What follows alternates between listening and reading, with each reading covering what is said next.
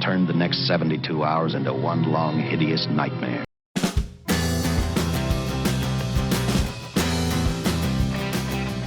Hello everybody, welcome back to the channel, and again, great thanks, massive thanks, great thanks, big thanks, big thanks, big thanks is better than great thanks. Great thanks sounds odd.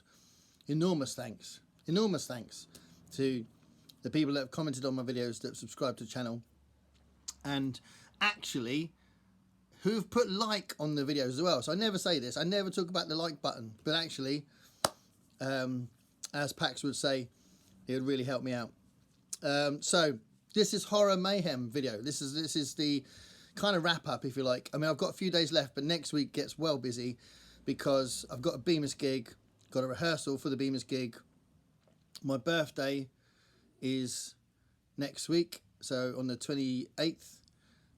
So there's other things happening around that as well. So I thought I'm not going to get a lot more reading in. So I could get some more reading in, which I'll talk about at the end of the video. But Horror Mayhem has been an absolute joy again. Horror Mayhem is a book event that was started last year, I think it was, by the Bookish Bryants, Scott and Becky, and we all miss Scott and Becky. We're dying to see them back on YouTube, but they can't do YouTube videos at the minute. But they endorsed us doing the event without them, and it does, like Michael K. Vaughan said in the video I watched today, that it does seem odd doing it without them. But there we are. Hopefully they'll be back soon. Scott is posting on Facebook, so he's not done any social media, so hopefully YouTube will be a thing soon. But anyway, Horror Mayhem is a book event all about horror books, horror stories. So the idea is they're short stories or novels that are quite short. That's the general idea. So on that note, one of the things I said in my introduction to the announcement kind of thing to the event was I was going to read The Langoliers, and then I realized it was quite long. So even though it was only like one part of a 4-part book by Stephen King, called Chico's not going to tell me what it's called. You're not going to tell me what it's called, are you? Just wagging his tail. Anyway, I can't remember the name of the book, but anyway, it was really long, so I thought, actually, I won't read that one. So I do need to get back to that. But I did read some short stories. I read 3 novels, one of which didn't really fit the remit, but I thought it was going to. And then after I read it, I realised it hadn't fit the remit, which happened to me before in a different book event, which I'll get to in a minute. So I'll just talk about what I've read. Let me know if you've read these things. Let me know if what I say tweaks your interest. So the first thing I did was dive into the 3rd book in my Ray Bradbury deep dive. So far, the Ray Bradbury stuff I've read have been all connected to the crime stuff he wrote when he first started. Now we're into kind of more normal Ray Bradbury territory with the October Country. And this has got a bit of a theme to it, not a very tight theme, but a bit of a loose theme of Halloweeny, creepy, horrific kind of thing, which fits the Horror Mayhem. So I was quite pleased at the timing, and I've read a few stories for this so far, and my favourite one so far is Skeleton. If you haven't read Skeleton, go find it. Skeleton by Ray Bradbury. It's awesome. I will do a video on the first 3 books, or the first 4 books, very soon. But just look up Skeleton by Ray Bradbury. It's really good. It's quite short, but it's really quite unique story about a man who's obsessively creeped out by his own skeleton, and it's got a very cool ending. So anyway, that's how I started the month. Horror Mayhem started with Ray Bradbury. Then I thought I'd be nice to champion a couple of local authors. So I read the first story in Home Sweet Home, which is a horror anthology by Elliott. So Elliott lives in Portsmouth, and I bought this from him at a Portsmouth Authors event where I was selling my books as well. And it's really cool, actually. I'm going to do a separate video on the Portsmouth Authors Collective because I think it's really interesting. And it's a very awesome thing that one particular person has done a lot of work to get this thing off the ground. And there's loads of authors in Portsmouth. all self-publishing, I think, pretty much. So lots of indie authors in Portsmouth. And this was Alan Elliott's horror anthology, and I read the story that was called The Bedroom. And it's basically a ghost possession kind of thing with a twist at the end. And I really enjoyed it. It's the twist at the end kind of makes it... the way it was written was unusual, I think. It's quite conversational in the way it's written. But yeah, that was the first thing I read for these two local authors that I've read. And the other one I read that was a local author was Rob Ulitsky, and it's from his story, his short story collection called Fleshed Out. And whereas the theme for this one is probably horror stories set at home, this is definitely body horror. So this, if you're into body horror, then this could be the book for you. Fleshed Out, a body horror collection. And the first story I read, which has really intrigued me, really made me want to read more, was called Hair. And it was quite visceral. It was quite in your face, a bit brutal, violent. It was unexpected though, and you didn't know where it was going to go, and really intriguing. And a very successful first story from Rob Ulitsky. I tell you what though, this is the stiffest book I've ever seen in my life. So it's just weird how he spent a lot of money. I was chatting to him at one of these book events. He spent a lot of money making it look this good because it looks awesome. There's illustrations in there, so each story's got an illustration. So this is the illustration for Hair. And I'll just show you another one. That's an illustration for Doug. But as you can see, it's hard to open it because it's so stiff. It's really stiff. So that kind of got in the way a little bit of the physical pleasure of reading the physical book. But because I had to like do this sometimes to kind of read the bits in the margins. But I really enjoyed the story a lot. So Rob Ulitsky's book Hair was the first one I read for Fleshed Out. So talking about the novels, so I did do a special video on this one, Tender is the Flesh. I'd heard some people reviewing this already, and I thought, well, I'll use this for Horror Mayhem because it looks like an interesting book. It sounds really horrific, so I will go for that. And I'll tell you what, I didn't say this in the single book review video I did, but I actually had a nightmare that must be connected to the fact I was reading this. So I had this really violent dream where my brother-in-law got into this horrible fight in a pub, and it was really, really nasty fight.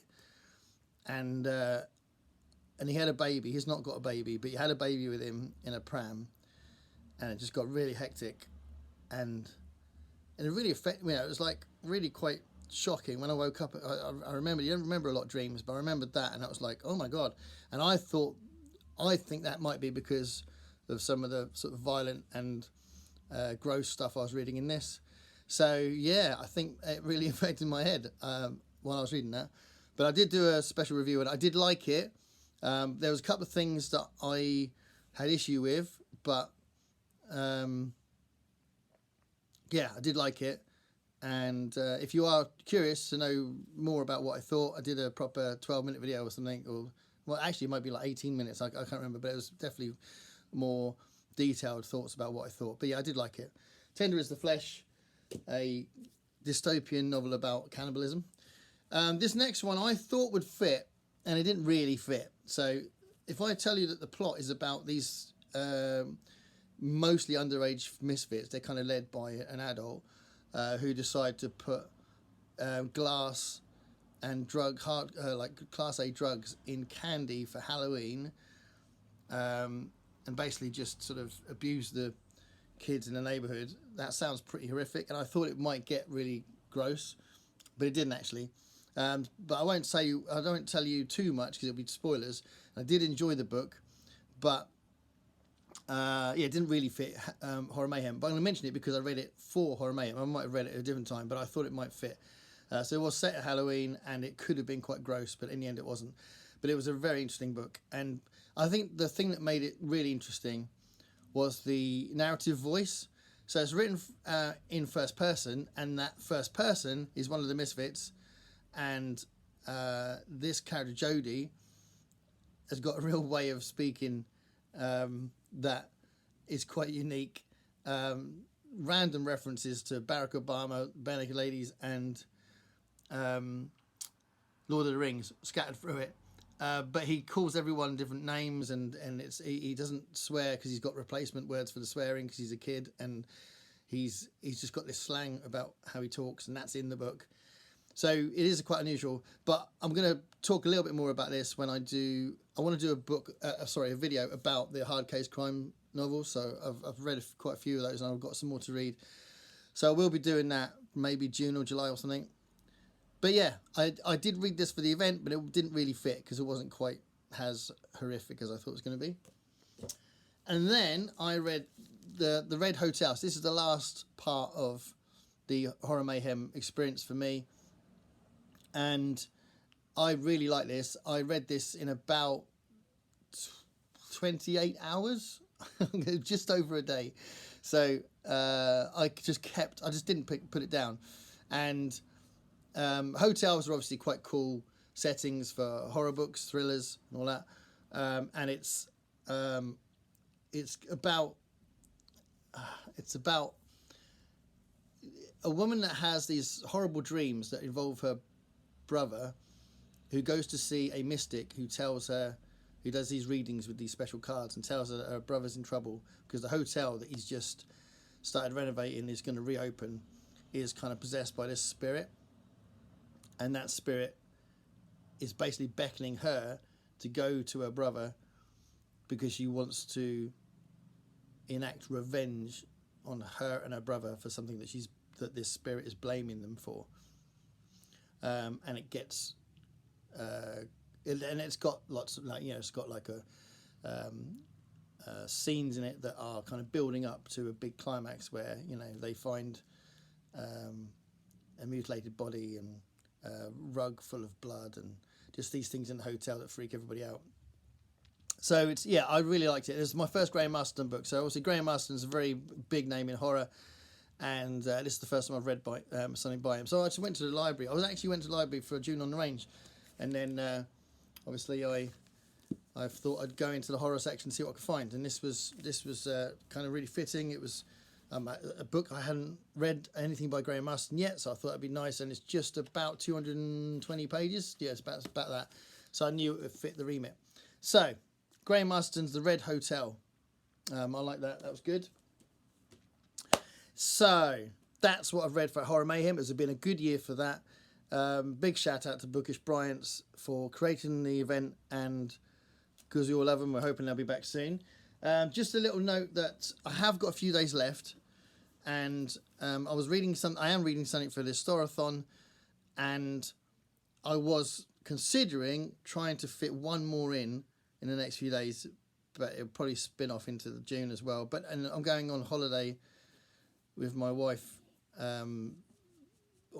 just after my birthday, so I'm going to take stuff to read, so it could be one of these. But anyway, this is a book that is probably not that horrific, but it's been described as a cyber horror. It's been described as a Kafka-esque cyber horror, and the sort of thing I think I definitely would enjoy, I think. So I was thinking about reading that. Again, it's quite short, so I might read that. And I might read my first Grady Hendricks book. So this is bigger than the remit for Horror Mayhem. But what I did when I did the February fantasy stories last year, so not this year, but the year before, I stuck to short stories, or shorter novels, sorry.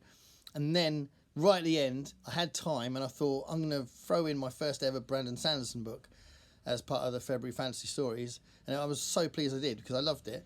And this guy that I kept hearing about, I now had an opinion about Brandon Sanderson. And I bought the next two books in that series. So even though the remit is to read short stuff, I feel like if there's room in the end of the month and you think you can even just start it or get halfway through a bigger book, go for it.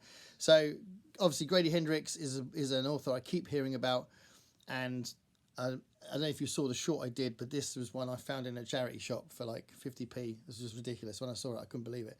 So, like, it's pretty much new condition. So, amazing. So I am keen to read this, but we'll see how we get on. So I might read those as well. But in the meantime, this is the wrap up. I'm not going to do another Horror Mayhem video, but I might do a video separate about those, don't know.